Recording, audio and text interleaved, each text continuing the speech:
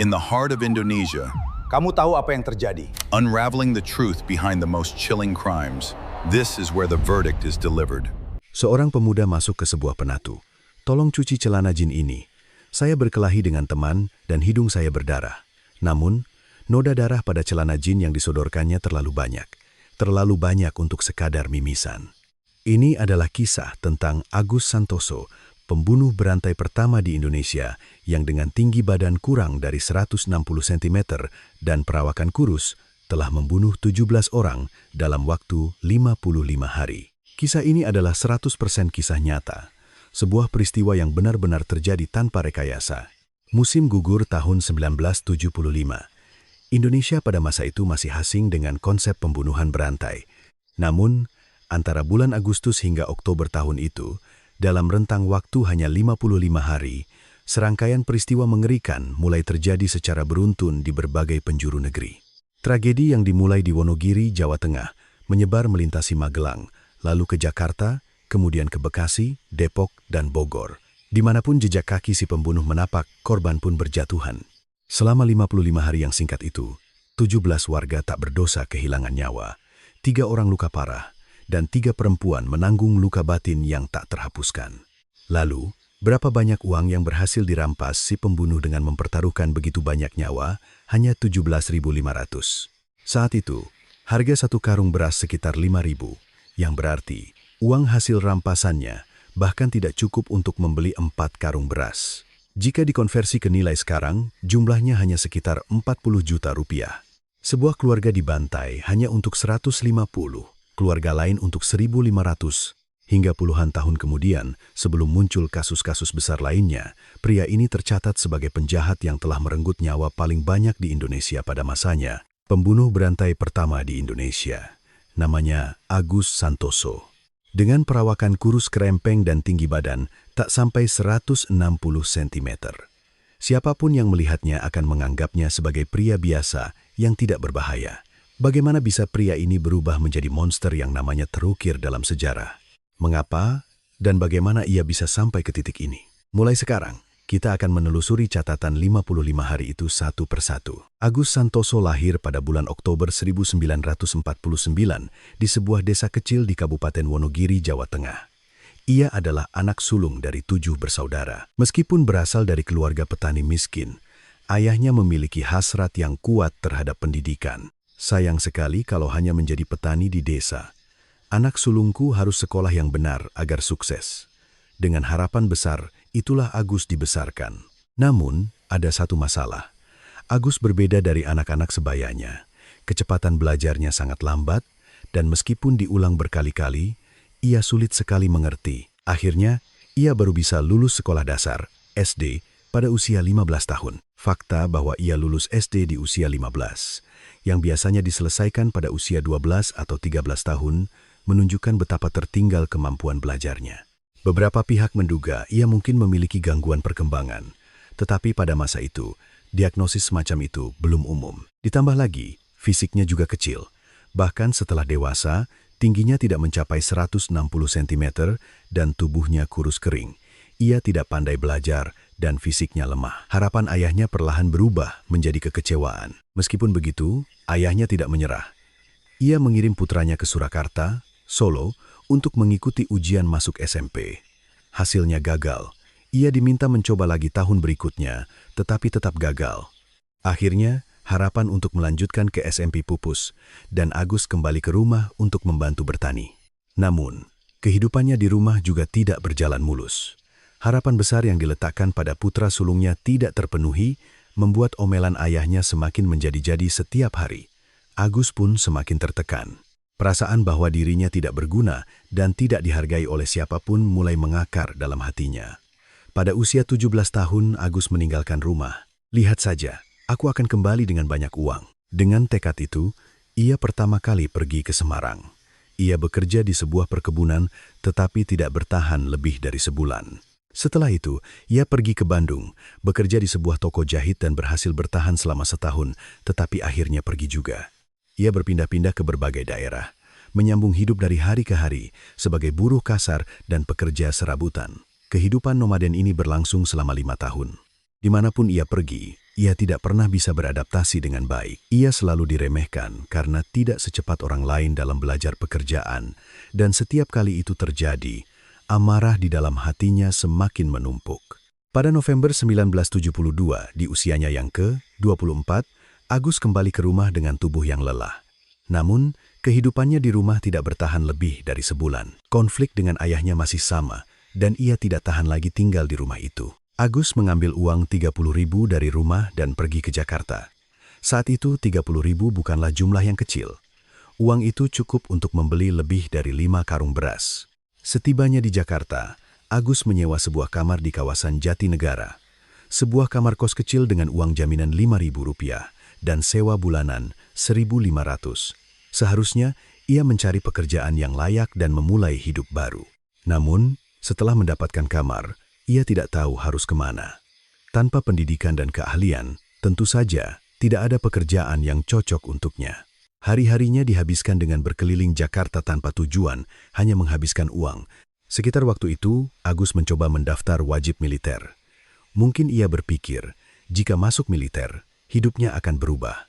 Namun, hasilnya ia ditolak dengan alasan fisiknya terlalu lemah. Satu lagi kegagalan. Dan tidak lama setelah itu, hidup Agus mulai mengarah ke jalan yang sama sekali berbeda. Pada Mei 1973, setelah sebuah pertengkaran sepele, ia memukul lawannya. Ini adalah catatan kriminal pertamanya. Saat itu ia hanya mendapat hukuman percobaan, tetapi ia sudah menjadi seorang kriminal. Kemudian, pada Juli 1974, ia kembali melakukan kekerasan dengan alasan merasa diremehkan oleh seseorang. Ia dijatuhi hukuman penjara 1 tahun dan ditahan di LP Cipinang. Di dalam penjara, Agus mulai berubah. Berada di satu tempat dengan berbagai macam penjahat, tanpa sadar ia mempelajari ilmu kejahatan. Pada 17 Mei 1975, Agus menyelesaikan masa hukumannya dan dibebaskan. Ia kembali ke kampung halamannya. Namun, yang menyambutnya bukanlah sambutan hangat. Tatapan mata ayahnya yang melihat putranya kembali sebagai mantan narapidana, bisik-bisik tetangga, dan teman-teman yang menghindar. Agus berpikir, apapun yang kulakukan, orang-orang ini akan selalu meremehkanku. Hidup baik-baik tidak ada gunanya. Kalau begitu, lebih baik aku berbuat jahat untuk mendapatkan uang dan menunjukkan kepada mereka bahwa aku bisa hidup mewah. Sebuah keputusan yang bengkok. Kurang dari 3 bulan setelah bebas, pada Agustus 1975, Agus akhirnya memegang sebilah pisau di tangannya. Mimpi buruk selama 55 hari akan segera dimulai. Pada 12 Agustus 1975, Agus menyiapkan senjatanya. Tak lama setelah memutuskan untuk melakukan kejahatan, ia langsung bertindak. Keesokan harinya, 13 Agustus dini hari, lokasinya adalah sebuah desa di Kabupaten Wonogiri. Pada masa itu, daerah tersebut masih merupakan pedesaan sepi dengan rumah-rumah yang letaknya berjauhan.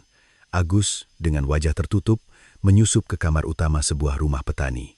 Di rumah itu, sepasang suami istri lanjut usia, Tuan A, 62, dan istrinya, Ibu S, 58, sedang tertidur. Suara berisik membuat sang suami terbangun lebih dulu. Menyadari situasinya, ia mencoba melarikan diri. Agus tidak ragu-ragu. Ia mengayunkan celurit yang ada di tangannya, dan Tuan A tewas di tempat. Kepada istrinya yang berada di sebelahnya, ia memukulkan alu.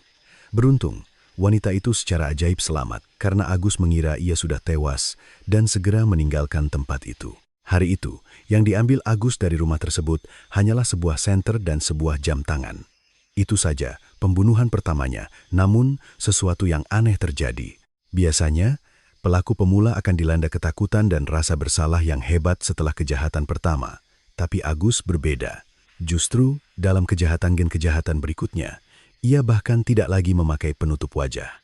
Logikanya begini, karena aku sudah membunuh, sekarang aku hanya perlu melenyapkan semua saksi mata. Pembunuhan pertama telah meruntuhkan penghalang psikologis dalam dirinya. Segera setelah kejahatan itu, Agus menuju stasiun kereta api. Ia naik kereta tujuan Semarang. Dan di sana ia bertemu dengan seseorang yang tak terduga. Bambang Irawan, 29 tahun, teman satu selnya di LP Cipinang. Ada ikatan aneh di antara sesama mantan narapidana. Hanya dengan saling menatap mata, mereka tahu bahwa mereka sejenis. Apalagi mereka pernah makan dari dapur yang sama. Agus yang pertama kali memulai percakapan. mau ikut aku cari uang. Bambang ragu-ragu, tetapi akhirnya setuju. Ia kemudian mencuri 15.000 dari rumahnya sendiri untuk digunakan sebagai modal kejahatan. Mereka menghabiskan 3 hari di Semarang.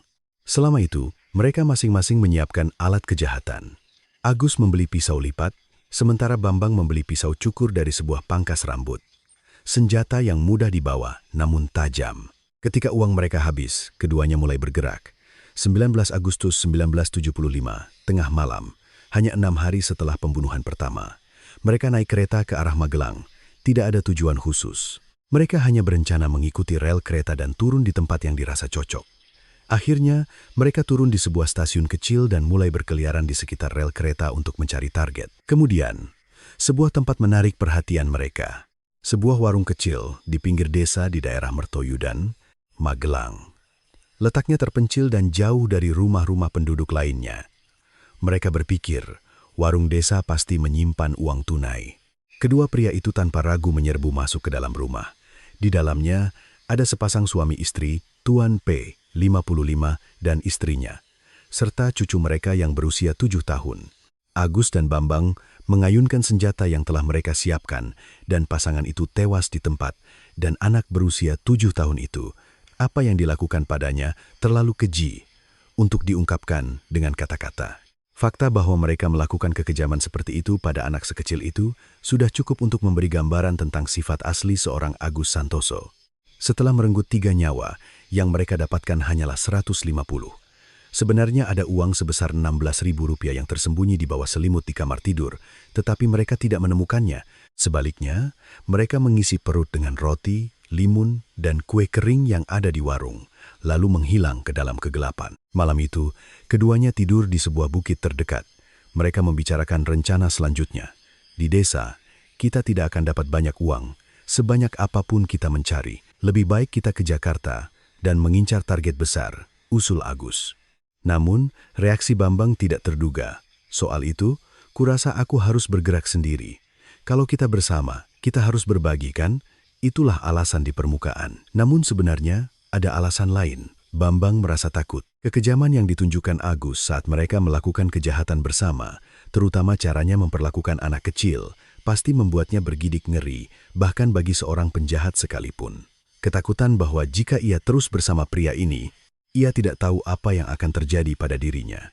Itulah sebabnya ia mencari alasan untuk berpisah. Akhirnya, keduanya berpisah.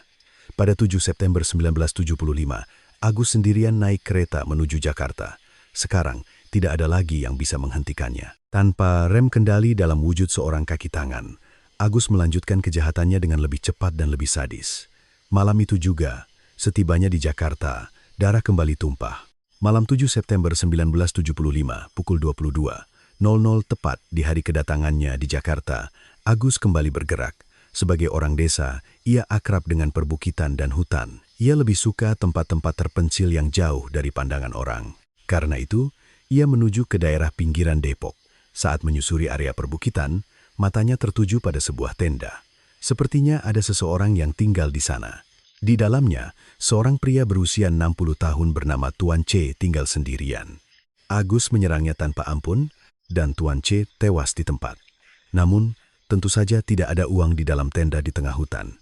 Ia tidak mendapatkan apa-apa. Jasadnya baru ditemukan beberapa waktu kemudian, karena tidak ada yang mencarinya.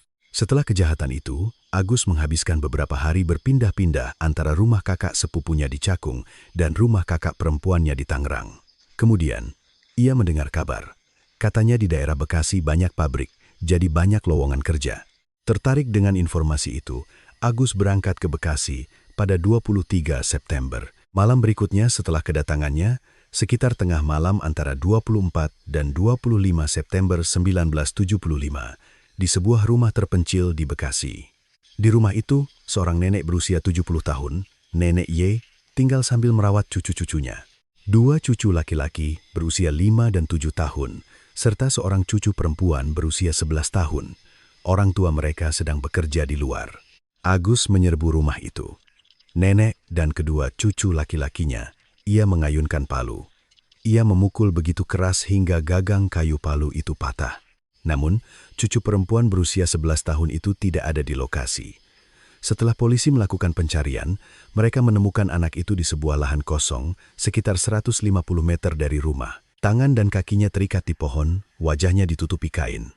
Sekujur tubuhnya penuh luka bekas pukulan benda tumpul dan pakaiannya acak-acakan. Sulit untuk membayangkan kengerian yang dialami anak ini. Setelah menyaksikan keluarganya dibantai, ia diseret dan diperlakukan dengan sangat keji. Sebagai ganti 4 nyawa, yang didapat Agus adalah uang tunai 10.000 dan 15 ikat cabai kering. 2 hari kemudian, pada dini hari 27 September 1975, kali ini di Tangerang, lagi-lagi sebuah rumah terpencil. Di rumah itu, tinggal satu keluarga beranggotakan 5 orang, sepasang suami istri berusia 40-an, Tuan B dan istrinya, anak bungsu mereka yang berusia 3 tahun, serta 2 anak remaja. Agus, seperti biasa, mengayunkan senjatanya. Pasangan suami istri dan anak berusia 3 tahun tewas. Kedua anak remaja mengalami luka parah tetapi secara ajaib selamat. Uang yang dicuri adalah Rp12.000. Hanya sejumlah itu yang ia dapatkan setelah menghancurkan sebuah keluarga. Pada titik ini, media massa mulai bergerak. Serangkaian pembunuhan brutal terhadap seluruh keluarga yang terjadi dari Jawa Tengah hingga Jakarta dan sekitarnya memiliki modus operandi yang sangat mirip. Polisi akhirnya mulai mempertimbangkan kemungkinan bahwa ini adalah perbuatan pelaku yang sama dan memulai penyelidikan gabungan. Namun, Agus tidak berhenti. Hanya 3 hari kemudian, pada 30 September, kali ini waktunya berbeda. Bukan tengah malam atau dini hari, melainkan pukul 8 malam, sebelum malam benar-benar larut, sebuah rumah terpencil di daerah Bogor. Di rumah itu, seorang wanita berusia 28 tahun, Nyonya Y, tinggal berdua dengan bayinya. Bayi itu adalah putrinya yang baru berusia 3 bulan. Agus melakukan perbuatan yang tak terkatakan pada ibu muda ini sebelum merenggut nyawanya. Dan mungkin karena terganggu oleh tangisan bayi berusia 3 bulan itu, ia melakukan kekerasan keji hingga bayi itu pun meninggal, nyawa yang bahkan belum genap 100 hari. Uang yang ia ambil hari itu adalah 1.500. Waktu kejahatannya semakin maju. Awalnya ia bergerak di tengah malam atau dini hari, kini ia mulai beraksi bahkan saat senja. Ini adalah bukti kegelisahannya karena merasa diburu dan kepanikannya yang semakin menjadi-jadi. Namun, kecepatannya justru semakin meningkat. Dini hari 2 Oktober 1975, hanya 2 hari setelah kejahatan di Bogor. Kali ini, sebuah rumah terpencil di Cikarang. Seorang pria berusia 38 tahun, Tuan N, tinggal bersama istrinya yang berusia 37 tahun. Nyonya J. Agus membunuh sang suami di tempat. Kemudian, ia menyeret istrinya ke sebuah kebun kosong sekitar 100 meter dari rumah. Ia mengikat pergelangan tangannya ke pohon, menelanjanginya, dan melakukan perbuatan keji sebelum membunuhnya. Modus operandinya sama persis dengan yang ia lakukan pada gadis 11 tahun di Bekasi. Menyeret ke tempat sepi, mengikat ke pohon dengan cara yang sama. Sampai di sini, siapapun akan yakin bahwa ini adalah perbuatan pelaku yang sama. Namun, hari itu tidak berakhir di situ. Sore harinya, pukul 5 sore.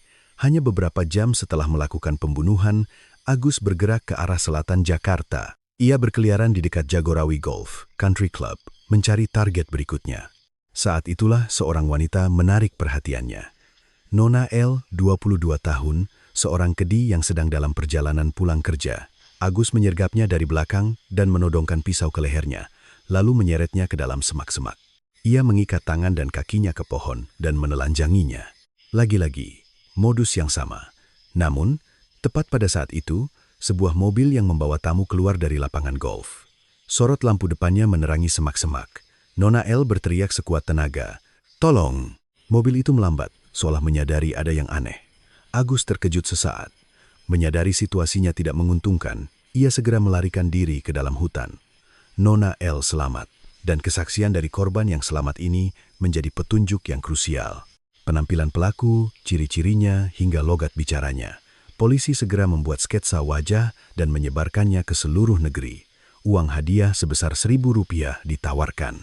Pada tahun 1975, Rp1.000 adalah jumlah yang sangat besar, setara dengan puluhan juta rupiah saat ini. Penyelidikan besar-besaran untuk menangkap pembunuh berantai Agus Santoso dimulai. Namun, pelaku masih buron, berkeliaran di suatu tempat di Jakarta. Kegagalan di dekat lapangan golf memberikan kejutan besar bagi Agus. Bergerak sendirian membuatnya kesulitan menghadapi variabel tak terduga. Hanya karena sorot lampu mobil, rencananya berantakan. Aku butuh seseorang untuk mengawasi. Pikiran itu mungkin terlintas di benaknya. Agus mulai mencari kaki tangan baru. Ia menuju ke sekitar stasiun Jatinegara. Saat itu, area stasiun Jatinegara adalah tempat berkumpulnya para perantau dari daerah, dan karena itu, tempat itu juga dipenuhi oleh berbagai macam manusia tak karuan. Mantan narapidana bisa mengenali sesamanya. Hanya dari tatapan mata atau cara berjalan, mereka bisa merasakan bahwa mereka sejenis. Mata Agus tertuju pada seorang pemuda, sekitar 23 tahun, dengan penampilan yang jelas menunjukkan bahwa ia pernah masuk penjara. Agus mendekatinya. "Mau ikut aku cari uang?" Pemuda itu mengangguk. Tatapan mata seseorang yang telah membunuh belasan orang memiliki aura intimidasi yang aneh. Di antara para penjahat, hal itu terkadang berfungsi sebagai semacam otoritas. Agus membawa pemuda ini ke rumah iparnya di daerah Pulau Gadung. Rencananya adalah untuk tinggal beberapa hari sambil merencanakan kejahatan berikutnya. Namun, apa yang terjadi? Pemuda itu melarikan diri. Tidak hanya itu, ia juga mencuri uang 3.000 dan sepasang sepatu milik iparnya. Agus dimarahi habis-habisan oleh iparnya. Tentu saja, orang yang ia bawa telah mencuri barang. Akhirnya, ia terpaksa pergi dari rumah itu, hampir seperti diusir. Kemarahannya memuncak. "Beraninya dia mengkhianatiku, akan kutemukan dia, dan kuberi pelajaran." Agus mulai melacak pemuda itu. Tempat-tempat berkumpulnya para penjahat sudah bisa ditebak. Ia mencari lagi di stasiun Jatinegara dan memeriksa sekitar stasiun kota. Akhirnya, ia menemukan pemuda itu di dekat sebuah warung di area stasiun kota. Agus mendekatinya dengan santai. "Sudahlah, aku maafkan. Tapi kali ini, kita benar-benar harus bekerja sama." Pemuda itu pasti merasa lega. Ia menurut saja karena nyawanya diampuni. Malam 7 Oktober 1975, pukul 21.30, Agus membawa pemuda itu ke sebuah area sepi di Cibubur. Mungkin ia berpura-pura akan melakukan survei lokasi kejahatan. Ketika mereka sampai di tempat yang sepi, Agus mengeluarkan pisaunya. Pemuda itu bahkan tidak sempat melawan sebelum jatuh tersungkur. Agus mengambil batu di sekitarnya dan memukulinya berkali-kali untuk memastikan kematiannya. Ia mengubur jasadnya seadanya, lalu melepaskan celana jin yang dikenakan pemuda itu. Cincin emas yang melingkar di jarinya juga diambil. Ia pikir itu emas asli, tetapi belakangan ia tahu itu palsu. Dompetnya juga diambil. Dan malam itu, Agus tidur tepat di samping tempat ia mengubur jasad tersebut. Ia menghabiskan malam di samping orang yang baru saja ia bunuh. Saat itu, ada jam malam. Berkeliaran di malam hari, bisa ditangkap polisi. Jadi, begitu jam malam, berakhir pada pukul 4 pagi, ia turun dari bukit dan menuju sebuah losmen di kawasan Pasar Senen. Setelah membereskan barang-barangnya di losmen, muncul masalah. Celana jin yang ia ambil dari pemuda itu penuh dengan darah. 8 Oktober 1975, pukul 08.30 pagi, Agus mendatangi sebuah penatu di dekat losmen. Pemiliknya adalah seorang wanita berusia 50 tahun bernama Ibu Janna.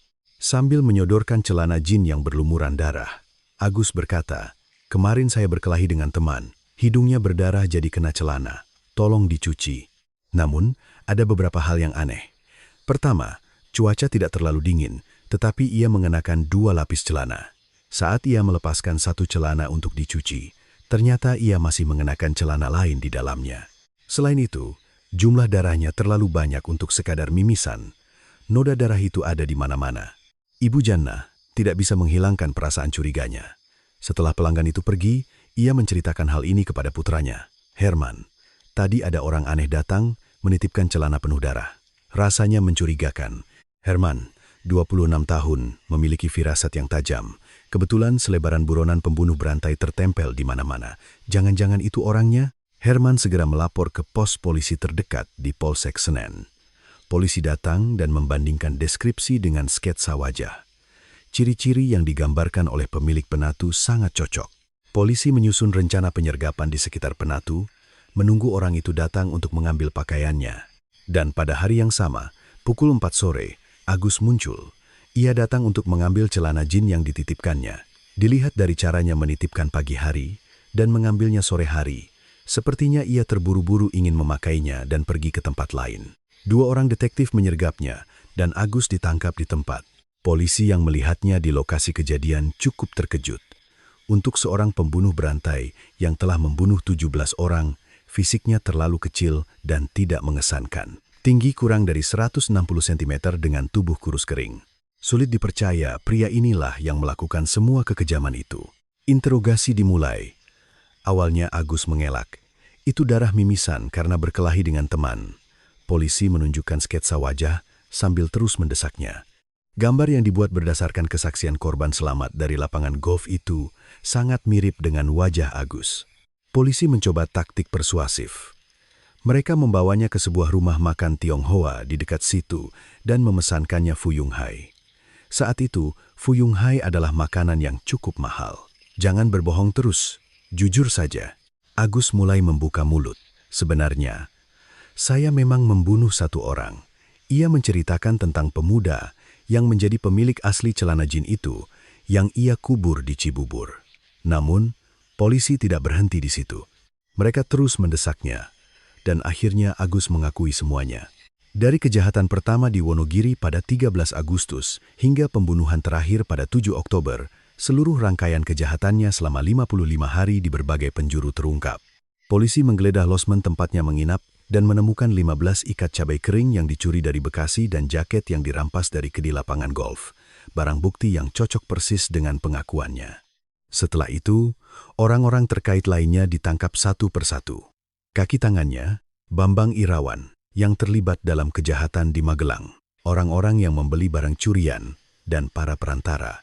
Herman, putra pemilik Penatu yang melapor, diberikan hadiah uang Rp1.000, sebuah penghargaan atas jasanya menangkap pembunuh berantai, sebuah celana jin berlumuran darah, dan firasat seorang pemilik Penatu, pria yang telah menenggelamkan negeri dalam darah selama 55 hari itu, akhirnya tertangkap dengan cara yang begitu sepele. Setelah penangkapan, dilakukan rekonstruksi kejadian di tempat kejadian perkara.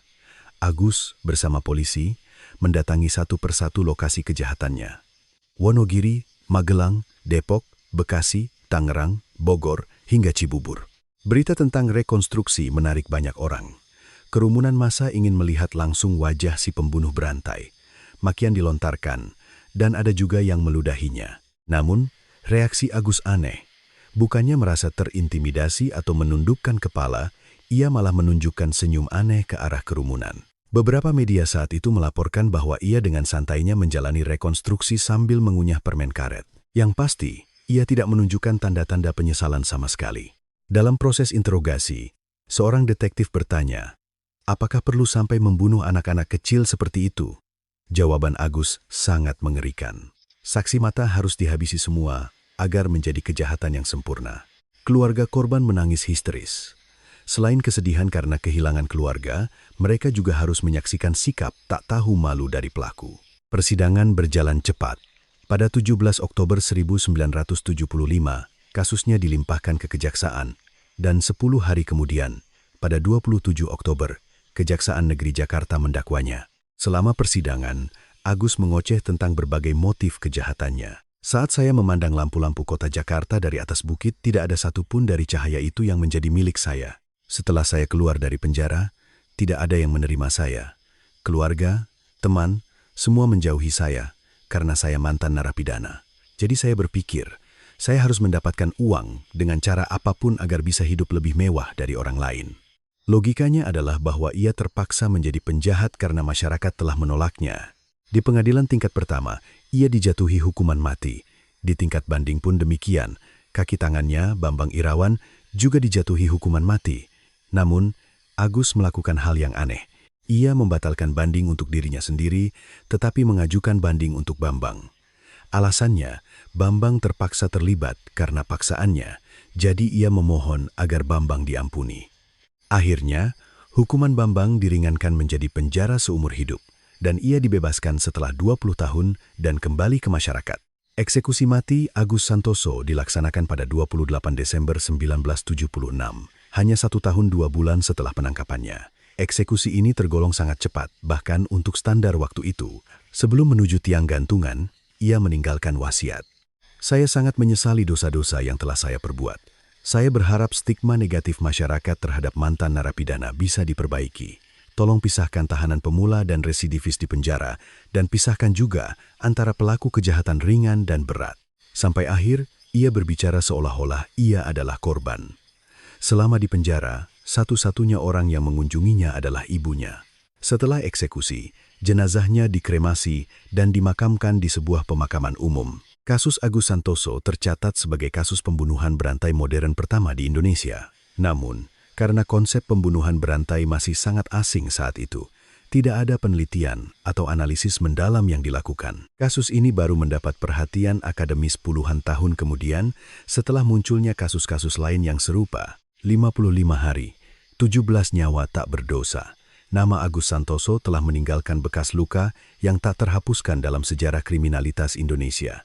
Seberapa jahatkah manusia bisa menjadi? Kasus ini melemparkan pertanyaan yang tidak nyaman itu kepada kita.